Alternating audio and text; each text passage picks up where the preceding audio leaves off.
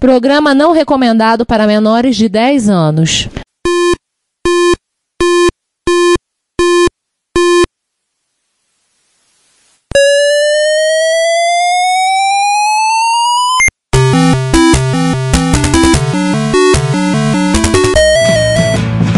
We bought it to help with your homework.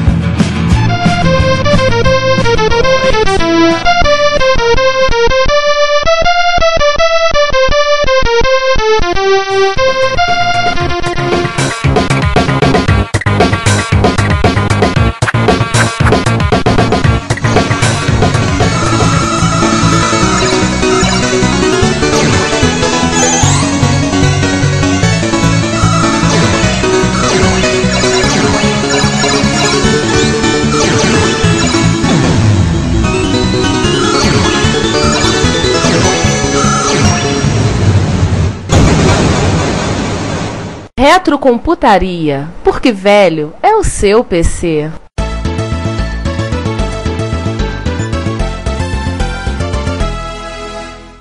Pois é, esse aqui é o episódio que estava planejado para a nossa conversa com o professor Pierluigi Piazzi, falecido no dia 22 de março de 2015. Mas ao invés de descartar esta pauta, resolvemos render uma homenagem, agora póstuma, a esta pessoa que contribuiu de uma maneira singular à informática brasileira e às vidas de tantos usuários de Sinclair e também de MSX. Sendo assim, ao contrário da costumeira brincadeira que abre os episódios, nós decidimos começar lendo a introdução do livro Aprofundando-se no MSX. Turing foi um matemático inglês que realizou estudos em cibernética. É dele o famoso critério conhecido por todos os que lidam com inteligência artificial. Imagine algo trancado numa sala que você não possa ver, mas com o qual você possa dialogar através de um terminal, tipo Telex. E após um tempo suficientemente longo você não conseguir descobrir se trata-se de uma máquina ou de um ser humano, com certeza o que está trancado na sala é inteligente. Quem assistiu 2001, por exemplo, percebe-se que HAL, o computador de bordo, passaria tranquilamente neste teste. Nossos computadores pessoais, porém, estão muito longe de serem aceitos como inteligentes pelo critério de Turing. Existe um componente do micro, entretanto, que passaria tranquilamente pelo teste, o usuário. Este livro foi escrito justamente para ele, a única parte realmente inteligente do microcomputador. Quando este livro foi elaborado, para atender a uma grande quantidade de usuários sedentos de informações, pensou-se num leitor-alvo com as seguintes características. Bom conhecedor de BASIC, se não do MSX, pelo menos de algum dialeto anterior ao MSX, tipo Sinclair, TRS-80, Apple ou IBM PC. Inteligente, pelo menos segundo o critério de Turing, e curioso. Ignorante em quase tudo que se refere ao padrão MSX, senão este livro não seria necessário. Ignorante ou quase em linguagem de máquina. Logicamente, algum conhecimento de assembly vai ajudar, mas não é indispensável. Ao terminar este livro, o leitor se tornará agente de um processo teorizado por outro genial matemático, a máquina de von Neumann. Para entendermos o que é uma máquina de von Neumann, vamos pensar num exemplo teórico. Imagina o leitor que haja necessidade de escavar uma enorme montanha de minério. A tarefa vai ser dividida entre dois engenheiros dispondo de verbas ilimitadas que vão atacar a tarefa de lados opostos.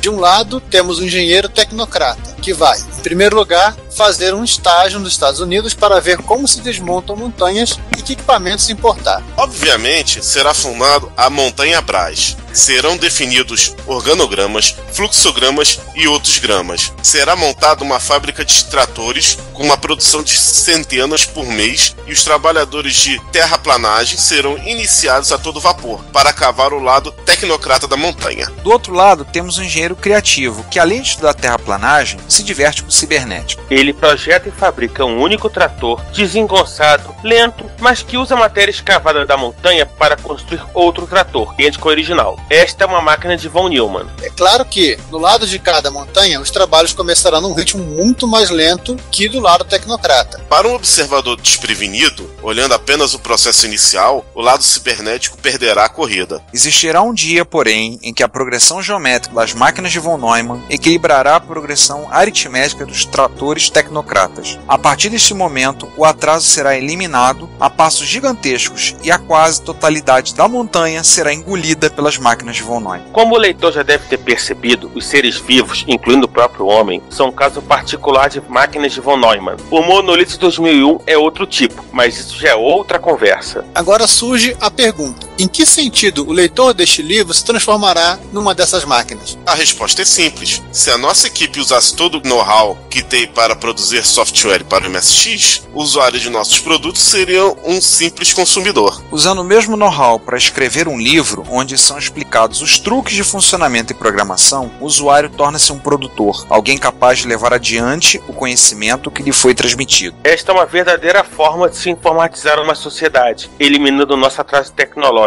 transformar o consumidor em produtor. A progressão geométrica assim formada é irreversível, é uma verdadeira bola de neve de crescimento exponencial. Há mais programadores autodidatas no Brasil que aprenderam com livros em cima de modestos computadores domésticos do que pomposamente formados de todas as escolas de processamento de dados no país. Nossa equipe poderia receber a remuneração de seu trabalho, tanto produzindo software quanto produzindo livros. Preferimos o segundo caminho. Criar máquinas de von Neumann é muito mais gratificante e, no fundo, muito mais útil para o Brasil. Bom, bem-vindos a mais um episódio do Retrocomputaria. Esse não é um episódio fácil pra gente, é um episódio, como vocês ouviram no início, nós tivemos que refazer em cima da hora e esperamos que o nosso convidado, onde quer que ele esteja, goste da homenagem que vamos fazer a ele. Quando a gente estava pensando na pauta, falamos e nós fomos pegos de surpresa pelo fato, como todo mundo, eu propus a gente fazer a leitura da introdução do Aprofundando-se no MSX porque, em particular para mim, me marcou bastante. Não só porque foi a primeira vez que eu ouvi falar em Alan Turing e o von Neumann ao ler esse texto, mas uma das vezes que eu tive com o professor Piazzi pessoalmente, ele perguntou e virou para mim e mais duas pessoas que estavam junto: vocês leram o Aprofundando-se no MSX? Eu li, professor, você autografou o meu. Aí ele: você lembra a introdução? Eu falei: lembro da máquina de von Neumann. Ele disse: pois é, eu virei uma máquina de von Neumann, olha vocês aqui. E assim, mostra um pouco da personalidade do professor Piazzi, um pouco do que ele pensava em termos de educação, que eu acho que é texto marcante. Em avisar os nossos ouvintes, a gente queria ter gravado com ele, a gente estava tentando, tínhamos acertado com ele. Acho que agora a gente pode falar. Uma vez que a gente trocou e-mails com ele foi em janeiro, e ele propôs gravar, ele falou: vai ser um prazer gravar com os clássicos. Ele falou: se vocês estiverem por perto, vem aqui, vamos aqui gravar no Museu do Computador.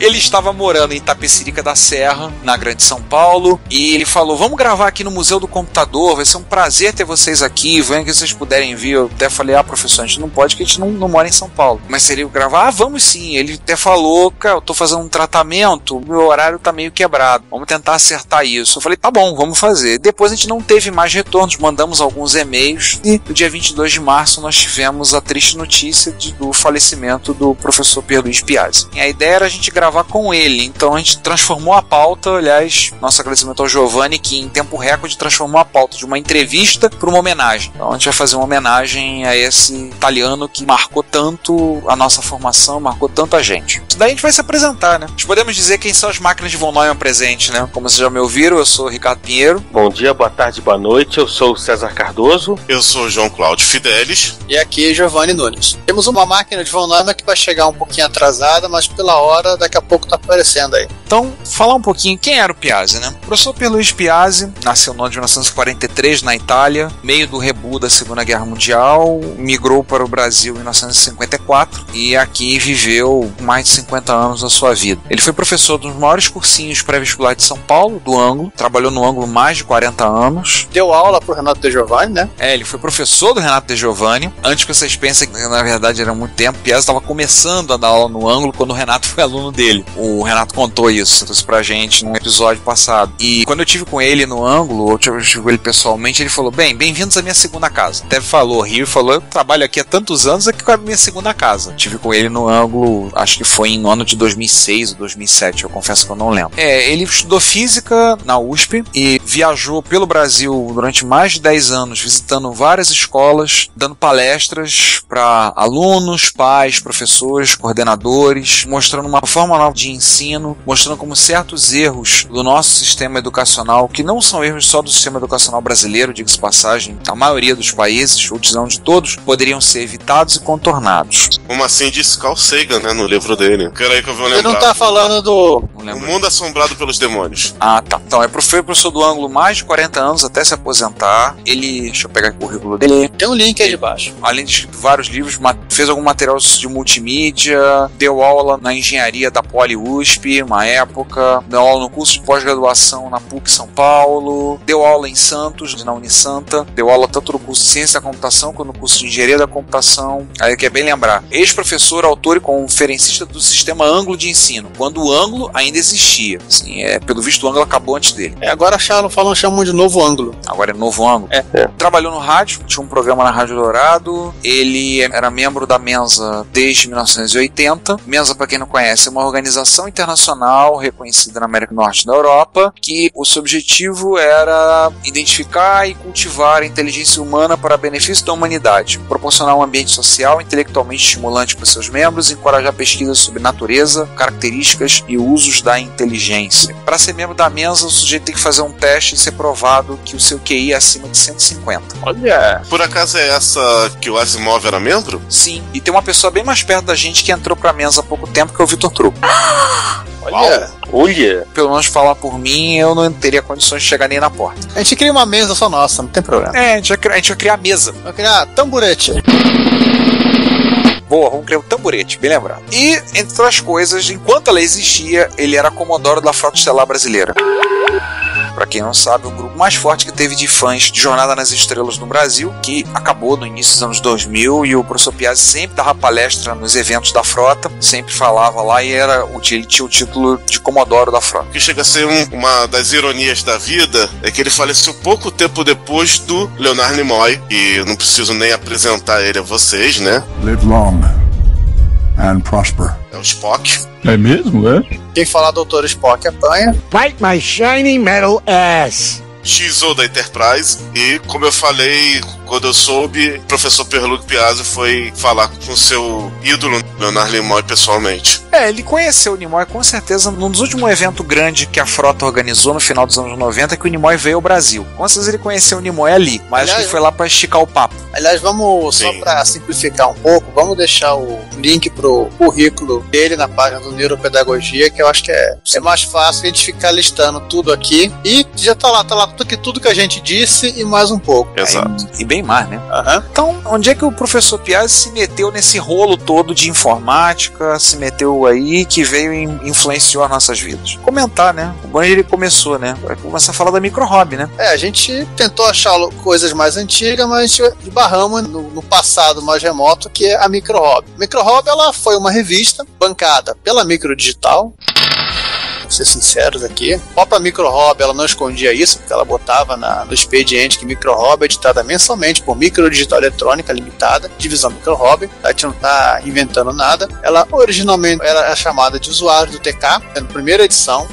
Edição seguinte já vai passar a trazer o título Micro Hobby. Ela foi publicada entre março de 83, foi o número 0, até julho de 86, a número 33. Aliás, ela, apesar do nome, ela também era uma revista de Sinclair, né? Ela não tem nada a ver com a Micro Hobby espanhola. E aí vem outra ironia da vida, que a gente sempre chamou o pessoal da Micro Digital de pizzaiolos, etc. E eles foram chamar logo nosso professor italiano pra ver se a massa tava boa, né? Ai, caramba! Pois é. E uma outra curiosidade, na verdade, a Micro Hobby brasileira, ela é anterior à Micro Hobby espanhola. Pelo menos quase um ano. Será que os espanhóis copiaram nós ou foi uma mera coincidência? E a Micro Hobby nem era revista de Sinclair, né? Era uma revista MSX, né? Na espanhola? Não, era de Spectrum. Era de Spectrum, então era de Sinclair, sim. Ela começou, se não for lembrar, ela começou quinzenal, depois ela mudou pra mensal. Ela e era durou bem assim, mais, né? era Durou até 92. Era a revista de Spectrum espanhola. Além disso, o professor Piazzi publicou algum material na Microsistemas. Eu vou ser bem honesto pra vocês, eu não lembro que edições, mas principalmente Sinclair, que era o que ele trabalhava mais na época. Ele publicou algum material na Microsistemas. Se você procurar algumas edições mais antigas, se vocês quiserem dar uma olhada, eu não sei. A Micro Hobby tem no Datacassete? Tem lá, todinha. Então, pra quem quiser dar um pulo lá no Datacassete, visita lá, pegar, tem todas as edições da Micro Hobby e a maior parte das edições da Microsistemas. Tem Microsistemas na casa dos 30, edição número 30, 40, por aí. Tem matérias do professor Piazzi anteriores à era do MSX. E até anteriores à Micro Hobby mesmo. Esse papo da Micro Hobby, né? Essa revista bancada montada pelo fabricante, que era basicamente isso, né? A Microdigital montou uma revista para ajudar a servir de apoio para aquilo que ela vendia. Ela também acabou montando também uma editora, que foi a Micromega. Na verdade, a Micromega era uma etiqueta, um rótulo, né? Rótulo de gravadora, mas quem imprimia era a Editora Moderna. E produziam livros chamados para a linha TK, né? Material específico para os computadores também da Microdigital. Uma pesquisa rápida, assim, a gente encontra os livros, curso de jogos em Basic para TK. Sempre tinha a palavra TK. TK 82, 83, 85 do Fábio Rendelucci. O Basic TK, volume 1, Elementar, do Piazzi e do Rossini. Aparecemos o Piazzi também escrevendo livros sobre linguagem de máquina para o TK, do Flávio Rossini. E Coleção de Programas, volume 1, do Carlos Eduardo Rocha Salvato. Esses todos da Micromega.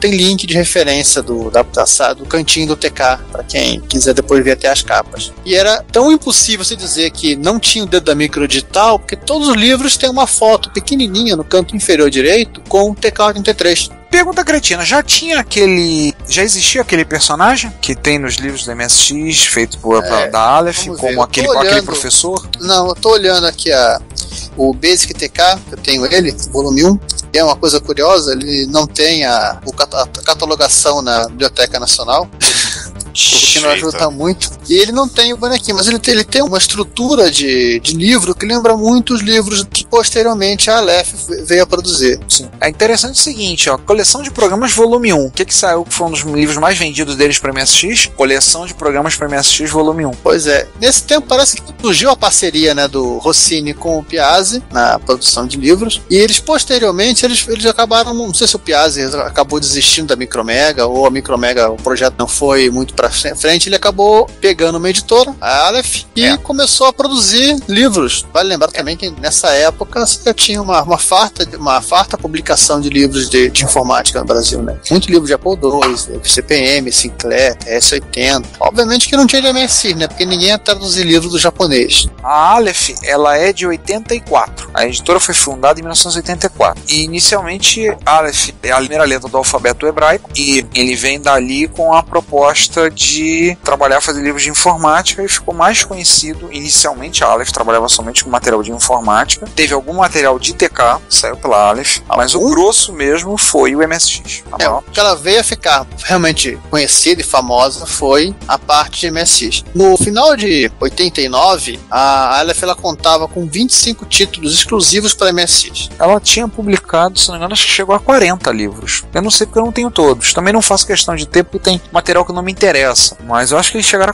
perto de 40 livros. De MSX? Eu acho que sim. Temos que fazer um levantamento. Aliás, se alguém quiser se divertir, fazer um levantamento pra gente, a gente agradece. Inclui não só os livros de Expert, como o livro de Hotbit também da Aleph, tá? Sim, sim. A Aleph para Hotbit tem aquele usando o seu Hotbit. Hot Logo, tem o Hot Data, tem o Hot Word e o Hot Calc. Esses livros que você falou, tirando o do Hotbit, esse Hot Logo, tudo não vinham junto com os cartuchos? Vinha separado. Acho que vinha com o cartucho, uma edição específica, né, grandona, aquela caixona, mas eu acho que eles também eram vendidos separadamente.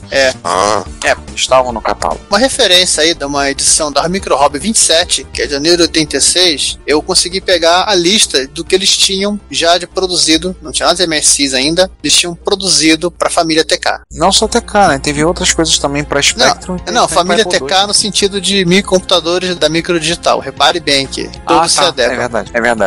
Só de TK tem TK existe 81, né? Tem 17 livros. 17 livros. Inclusive o próprio Basic TK, que eu citei como da Micromega, né? Mas também aqui disponível nos volumes 2 e 3. E o Coleção de Programas volume 3, Jogos em Linguagem de Máquina volumes 1, 2, 3. As continuações do livro da Micromega. Olha, tem até alguns livros sobre TK2000. Sim, tabela de mnemônicos, um livro de assembly, um guia do programador DOS para Apple II, no caso TK2000, e para o Spectrum um livro que era o Explorando TK90X. Olha, muito provavelmente esse livro deve ter sido usado como bíblia para quem convertiu os jogos do Apple para o TK2000. Deve ter sido de extrema importância esse livro da Aleph. Quem foi usuário do TK2000 da época, manda por favor pra gente comentar dessa experiência, se o livro da Aleph realmente ajudou aí o povo do TK2000 a converter os jogos. Vamos, queremos ouvir essa experiência. A grande verdade é que os verdadeiros best-sellers da Aleph, né, foram aqueles dois livrinhos, né, o Dominando o Expert e o Linguagem Basic do MSX. Talvez por eles virem com a máquina? Sim, Era uma publicação da editora. Mas não tava lá, editora Aleph, se você for olhar.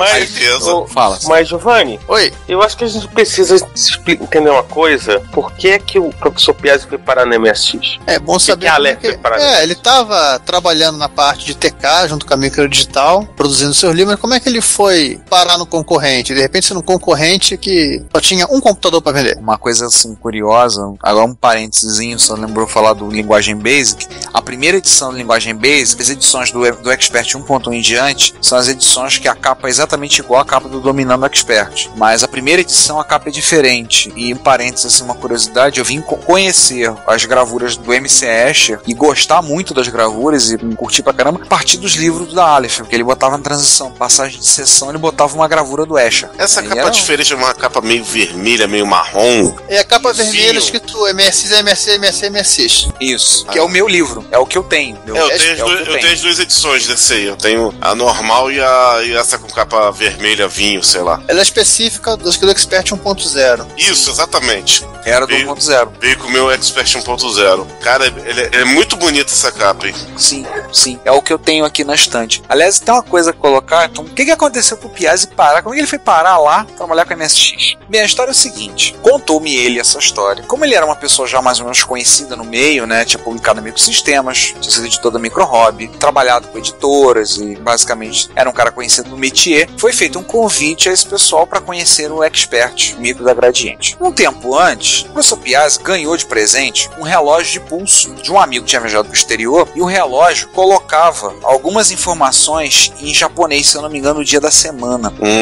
Colocava o dia da semana em japonês e tinha a opção de trocar para inglês. Só que deu um problema no relógio e travou e só ficava no japonês. Em vez de ele tentar consertar, não conseguia consertar, do relógio ele pensou assim, bem, eu vou fazer o seguinte, eu vou aprender como é que é para ler em japonês, que são só 7 ideogramas, para saber o dia da semana, fica mais fácil do que consertar o relógio. Eu vou aprender isso aí, tá bom, vou decorar. E aí ele foi para a apresentação. Posteriormente, tá lá, conta-se que estava a apresentação, estão mostrando um monte de coisa, não sei o que, apresentando do micro. Eu acho que botaram uma tabela de informações. Ele tinha dito para mim que era tabela ASCII, mas eu acho que isso não tem na tabela ASCII do MSX, pelo menos não tinha. O MSX do ponto 1 tem vários kanjis perdidos. No começo da tabela, entre 0 e 31 e em 128 em diante. Vejam no MSX1. Aí assim, ele encontrou uns kanjis, aí eles comentaram, falaram que tava lá, tinha coisa que a gente tava entendendo. Aí ele lá no meio, abusado, levantou a mão, apontou, não, isso eu sei, isso aquilo ali quer dizer, domingo, segunda, terça, quarta, quinta, sexta e sábado.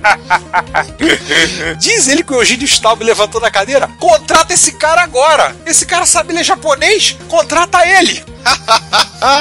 Aí ele contou isso pra mim e falou, foi assim que eu fui parar na Gradiente. Ao contrário do que parecia, ele trabalhou na Pada Gradiente em São Paulo mesmo, ele não foi pra Manaus. Acho que ele chegou aí na fábrica, não trabalhou em Manaus, ele trabalhou em São Paulo mesmo. É porque em Manaus fazia videogame, né? É verdade, em Manaus fazia videogame, o teclado era feito em São Paulo, botava um teclado sem computador. Então. Isso gerou tanto mimimi da parte do pessoal que não gostava do MSX. Não, mas essa história depois ficou clara, essa história do teclado. Ele saía como videogame pra botar o teclado só em São Paulo. Sim, mas você sabe que um detalhe, pra quem é detrator, é um escândalo. Pra quem é detrator, falou, um pingo é letra. Exatamente. Uma outra história que ele contou pra mim quando ele esteve presente, acho que foi no encontro de Brasília, que ele foi lá ser ovacionado pela cria dele. Aliás, ele disse que a autoestima dele subiu 15% quando soube que a gente lembrava dele e a gente gostaria que ele fosse ao encontro.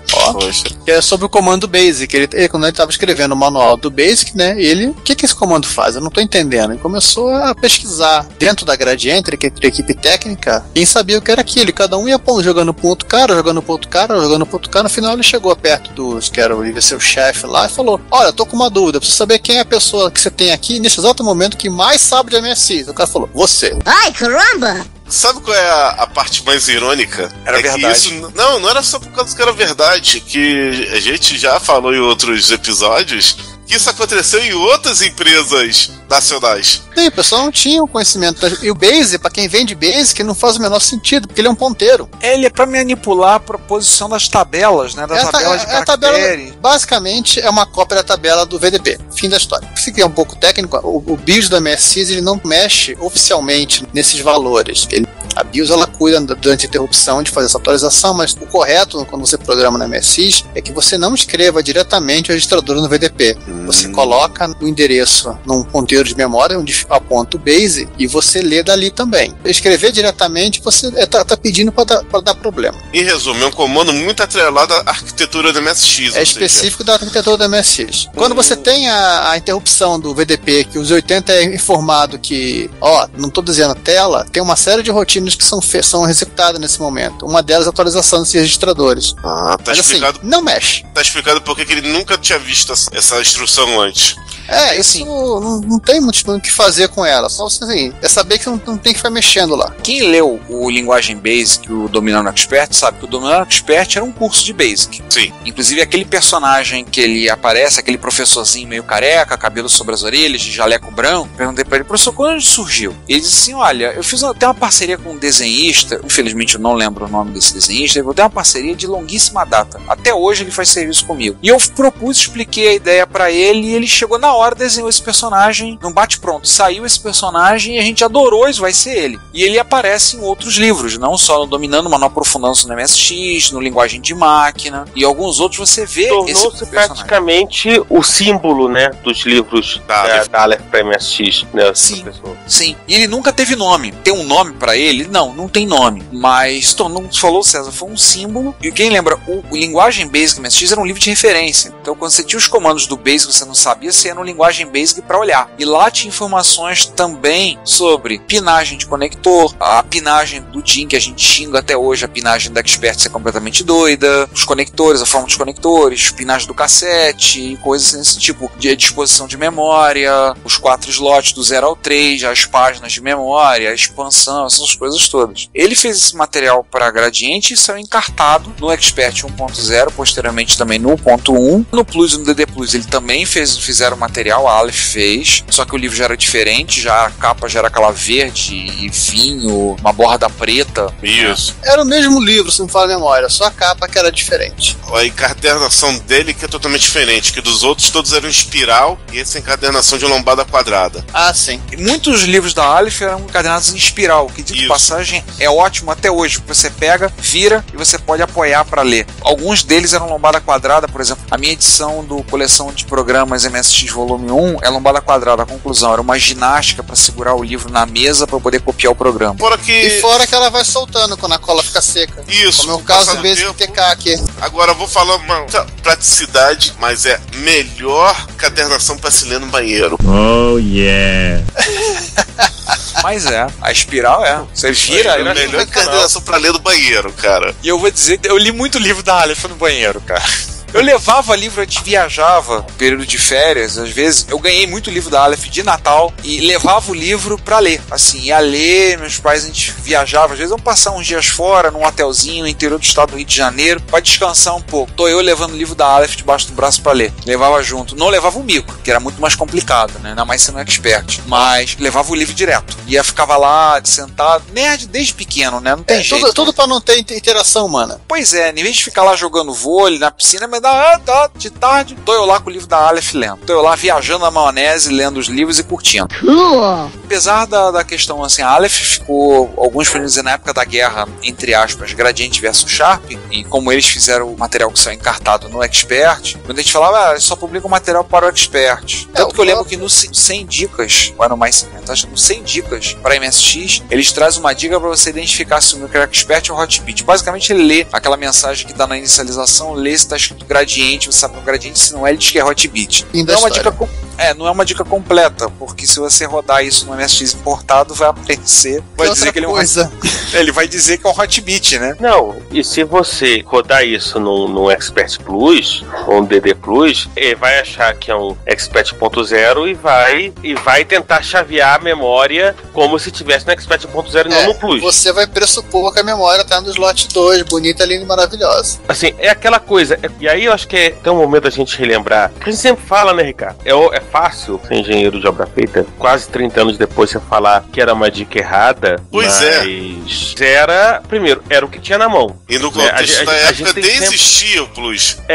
Na época tem que lembrar isso, era o que tinha na mão. E mesmo sabendo, você pode dizer, talvez deveria ter sido pensado no fato de que poderia em algum momento a Gradiente mudar a posição dos slots de memória e colocar. Mas, cara, primeiro, mesmo que a Gradiente já tivesse pensado nisso quando saiu o 100 dicas, provavelmente eles não iriam compartilhar com a Aleph essa informação, porque provavelmente ainda deveria estar na fase inicial do micro, em que você não compartilha informação com tocadeira produtiva, você vai compartilhar depois lá na frente, quando tiver uma coisa mais pronta.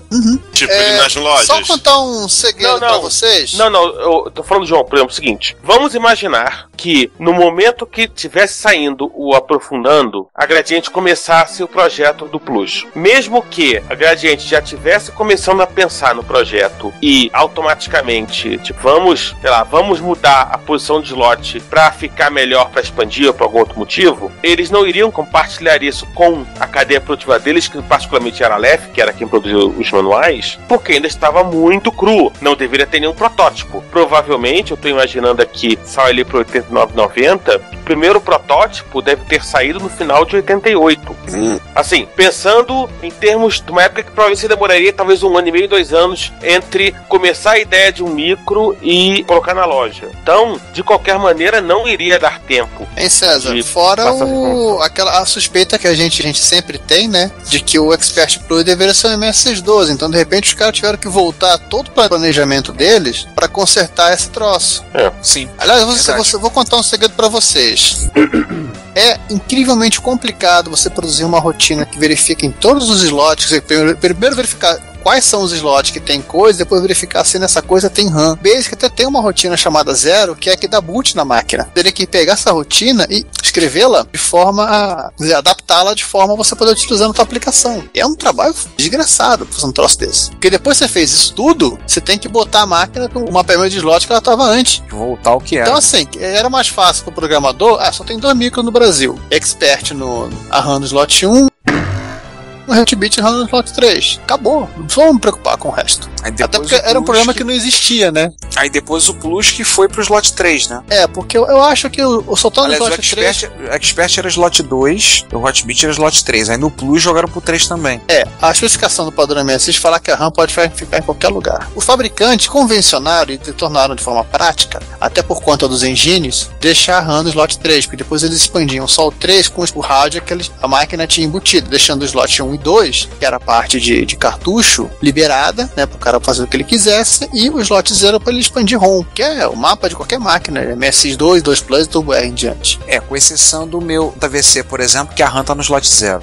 Tem essas micro malucas. Não, o único não. O meu Sony anterior, que agora não tá mais comigo, eu vendi, a RAM também ficava no slot 0. Então depois eles foram arrumando isso para tornar mais prático. Acho que inclusive quem fez isso foram os engines, porque eles já faziam um trabalho de PPI, já deixava padronizado algumas coisas. E hoje, assim, depois de você ser um engenheiro de obra feita, né, César? Depois que você olha hoje, realmente faz sentido você deixar a RAM no slot 3. Mas por que a gente começou a falar dessa maluquice de Gradiente versus Hotbit, né? E a Aleph no meio da briga? É porque a Aleph depois publicou livros relacionados ao Hotbit. Publicou Como Usar Seu Hotbit, que também vinha junto com o Hotbit 1.2, o Hotbit preto. O anterior, que vinha no Hotbit branco, era um livro editado pelo Nelson N.S. dos Santos, que a gente já comentou no episódio que a gente fez o Fight Night. Fui aluno do Nelson. Eu não fui aluno do Piazzi, mas fui aluno do Nelson. Quase lá. Também publicou livros específicos, Hot Logo, Hot Data, Hot Word, a gente tinha Hot Calc. Que vinham encartados junto com o cartucho e vinham a parte também. Vale lembrar que teve livros da Aleph, teve o curso de Basic volume 1, promessa de fazer mais 2 volumes que não saíram. Teve o curso de música, volume 1, que é um dos livros assim, muito bons para aprender música até hoje. O de astrologia também é deles, né? Tem um de astrologia com o autor Luiz Tarcísio, se não me engano. Tem um de circuitos eletrônicos. Esse tem esse aqui. Que era para simular, acho que até se chegava a ponto de simular o osciloscópio, alguma coisa do tipo. Tinha até um circuitinho que você podia ligar na paralela, se não me engano. Tinha programação avançada para MSX, eu tenho linguagem de máquina para MSX, ensinar assembly. Tem programas, mais 50 programas.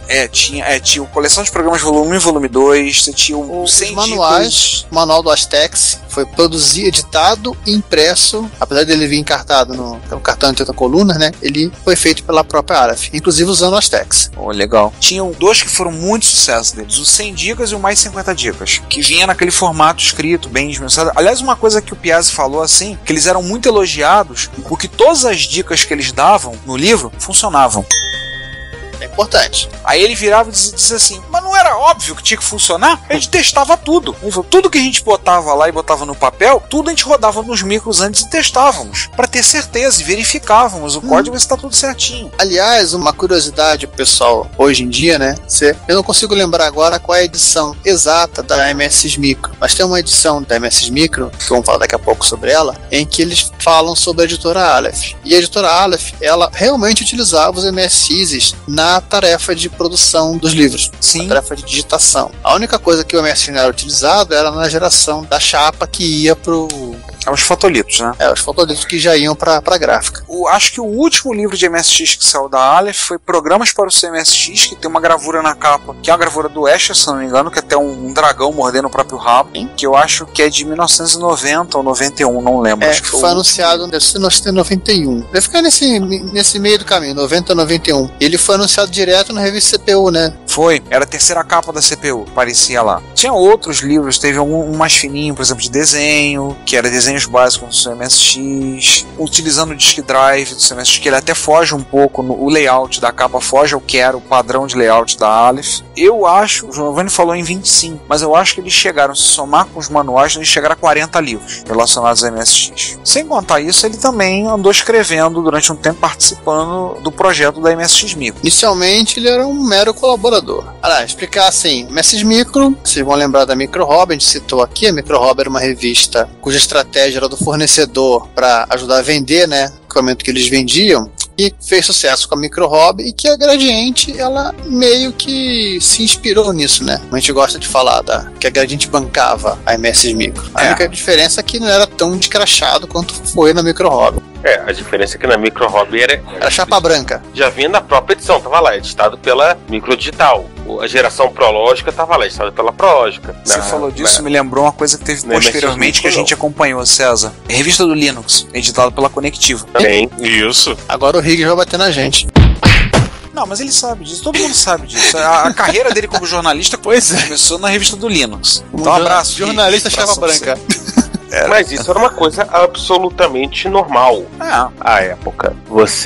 Até porque também era aquela história. Se a fabricante não corresse atrás e não bancasse isso, eu acho que não apareceria, ou demoraria muito mais para aparecer publicações especializadas naquele micro. Porque o que você tinha era o quê? Você tinha microsistemas que tratava de tudo. Você tinha micro e vídeo, tratava de tudo. Você tinha revistas que tinham um enfoque tão mais profissional que não iam tratar desse assunto. A Info do JB, por exemplo, o Jornal do Brasil. Ela até falou um pouco de MSX, falou do MSX2, mas, por exemplo, a revista como a Micromundo, que é quase obscura hoje em dia, que era uma revista que basicamente, apesar de parecer mais um jornal, com uma capa couché, que era quinzenal, ela é uma revista totalmente empresarial, corporativa. Não vamos falar de computador pequenininho. Apesar de que a Sharp chegou a anunciar nela quando ela lançou o Kit Drive. Mas isso não é papo agora, vamos voltar pro convidado especial. A MSX Micro tinha uma tiragem quase mensal, ela era editada pela Fonte Editora, foi editada no Rio de Janeiro da edição 1 até a edição 13. A edição 1 saiu por época do lançamento do Expert da Gradiente, então final de 85, e a partir da edição 14 até a 24 ela foi editada e feita em São Paulo, e ainda teve uma edição especial que vinha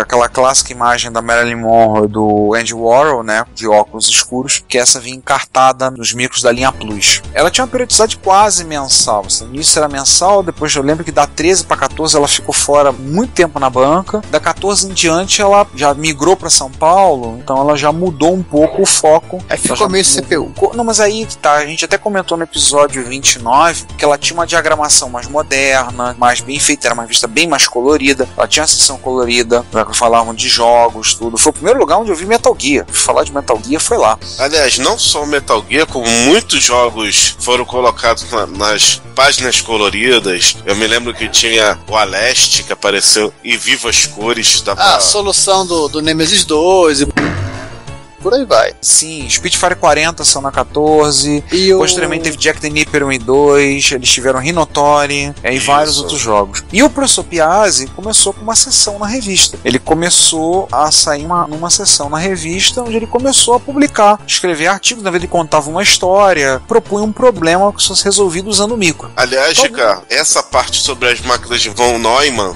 eu li pela primeira vez, não aprofundando, mas numa matéria que ele fez na MSX Micro. Verdade, ele fez na MSX Micro, eu só não lembro qual. Teria que pegar as minhas pra ver. Idem. Aliás, essa coisa de propor quebra-cabeça era algo que já existia e que ele trouxe da Micro Hobby. Isso. E fora as piadinhas, né? Com a Magali Suzana Ximenes e...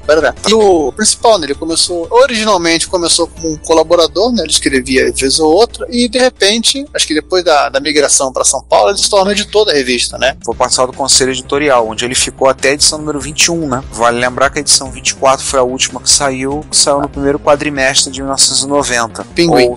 Aquela do Pinguim. Ou seja, Plano Collor Strikes Again, né?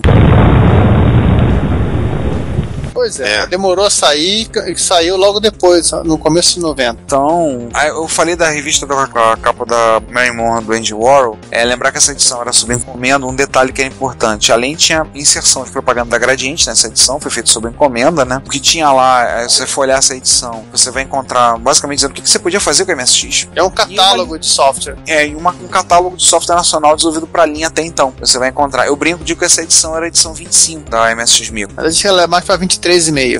Verdade, eu sei, mas que seja. E ela tinha, o formato da MSX Micro era basicamente as mesmas coisas da época, né? Matéria sobre hardware, dicas de programação, os jogos, como a gente já comentou. A partir da edição 14 tinha um jogo que era a parte central, com as soluções, como falou, tem a solução do Nemesis 1. Do 2 também. Do 2. Teve do 2 também? Tem. Teve. Jesus, 2 deu trabalho. E aquelas fotos, todos eles fotografavam. Pausa, foto. Não, o mistério já foi solucionado. Aquilo era captura via Game Master. Então menos pior. Agora eu que fiquei um pouco boiando. O que seria um Game Master, Giovanni? O Konami Game Master, o cartucho. Tá. O cartucho de cheat da Konami. Olá a todos, eu sou Daniel Caetano e vocês estão ouvindo Retrocomputaria. Se você quer enviar um comentário, crítica construtiva, elogio ou colaborar com as erratas deste episódio, não hesite, faça. Você pode falar conosco através do Twitter, no usuário @retrocomputaria, pelo e-mail retrocomputaria@gmail.com ou colocando comentários no post desse episódio em www.retrocomputaria.com.br. Lembre-se sempre do que dizemos, seu comentário é o nosso salário. Muito obrigado e nos vemos no próximo podcast.